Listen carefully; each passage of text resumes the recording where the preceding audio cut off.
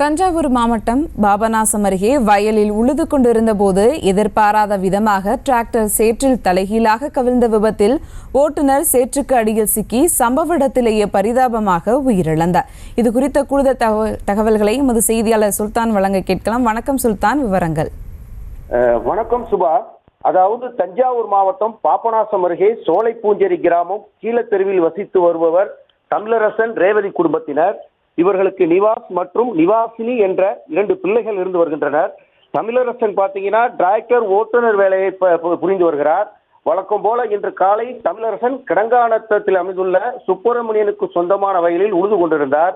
அப்போது எதிர்பாராத விதமாக டிராக்டர் சேற்றில் தலைகீழாக கவிழ்ந்து விபத்துக்குள்ளானது.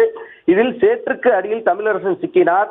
சம்பவ இடத்திற்கு விரைந்து வந்த தீயணைப்புத்துறை மற்றும் காவல்துறையினர் பொதுமக்கள் உதவியுடன் தமிழரசனை மீட்டு அருகிலுள்ள மெலட்டூர் ஆரம்ப சுகாதார நிலைய மருத்துவமனைக்கு அழைத்து வந்தனர். அவரை பரிசோதித்த மருத்துவர்கள் அவர் ஏற்கனவே உயிரிழந்து விட்டதாக கூறினர். தொடர்ந்து பிரேத பரிசோதனை செய்வதற்காக பாபநாசம் அரசு மருத்துவமனைக்கு பிரேதத்தை எடுத்துச் செல்வதற்காக ஆம்புலன்ஸுக்காக மெலட்டூர் அரசு ஆரம்ப சுகாதார நிலையத்தில் சுமார் 1 மணி நேரத்திற்கு மேலாக உறவினர்கள் காத்துள்ளனர். தொடர்ந்து உறவினர்கள் கதறி அழும் காட்சி காண்போரை கண்கலங்க வைத்தது. தொடர்ந்து பாபநாசம் போலீசார் தீவிர விசாரணை மேற்கொண்டு வருகின்றனர். சுபா, விவரங்களுக்கு நன்றி சுல்தான். செய்திகளை உடனுக்குடனும் துல்லியமாகவும் தெரிந்து கொள்ள சப்ஸ்கிரைப் பண்ணுங்க.